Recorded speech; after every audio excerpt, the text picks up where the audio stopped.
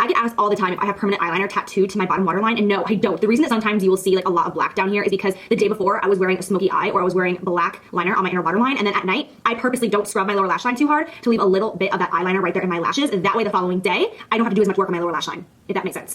Tricky.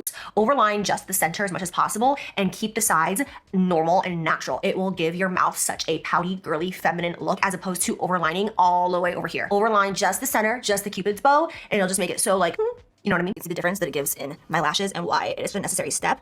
I also curl them again once my lashes are dry. If I'm in a rush, I'll put on my mascara. I will throw my lash curler into my purse, and then once I'm in the car, I'll just pull it out and do it, 15, 20 minutes later at a stoplight or something like that. But I know that it's always been a thing, like, don't ever curl your lashes when you have mascara on. We hear the horror stories of losing lashes and them falling out. I've never had that experience. Ever. I feel like now that I'm saying this, I'm going to have that experience, but I've never had that happen to me. I'm gonna use the ruffle. All right, here's a tip though. I do not like the clear band on Kiss lashes personally, all right? I just don't think it looks good once it's on the eye. So what I do is I go in with an eyeliner. This is the One Size liquid eyeliner, one of the best liners out there. When I open up the pack, I paint every single one of the lashes. Let me focus it so you can see it. Hello, see?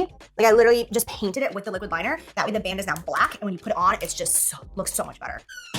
So the first, and I personally think the most important step in prepping your skin for a flawless base is what comes before you ever even touch your makeup on your skin, which is your skincare routine and your exfoliation process. Your makeup is only gonna look as good as what's underneath, and I hate to say that, and it sucks ass because it's the cold hard truth, but even if you have acneic skin, even if you're extremely oily, even if you're extremely dry, you still have to make sure that you're prepping your skin to the best that you possibly can, because there's nothing worse than trying to apply a powder product, a cream product, a liquid product, it doesn't matter what it is, to dry, flaky, patchy skin. So just make sure that you're drinking lots of water, using your serums, using your moisturizers, and exfoliating as often as possible. Everybody's skin is different, so I'm not gonna recommend how many times a week that you should personally be exfoliating, but I personally exfoliate my skin 4 days a week. That's what works best for me. That's what keeps my skin nice and smooth. It keeps my tone looking pretty well. It keeps away the texture and the bumps. I really need to drink water. Lunchtime, you wanna like touch up real quick. Touching up your makeup is actually a lot easier than a lot of people think.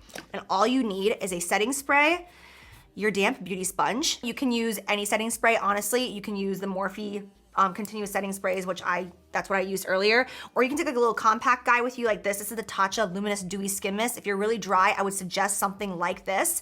All you're gonna do is spray it directly on your sponge, get a little on there, make sure it's not soaked. I always kind of like press it on my hand first, and then just go in and tap it over your face. Tap it over the under eye, tap it over the chin, tap it over anything, and it will get any additional product that's like sitting in any creases, if you're starting to look cakey whatsoever, or if things are even fading away. You can do this and then go in and apply a little bit more powder over top. But just going in with a damp sponge and a little setting spray just brings the face back to life. I almost feel like my makeup looks better like 4 or 5 hours later once I do a touch up. There's something about like when it's perfectly fresh that's not like, it looks good, but for some reason it looks better like a couple hours in once you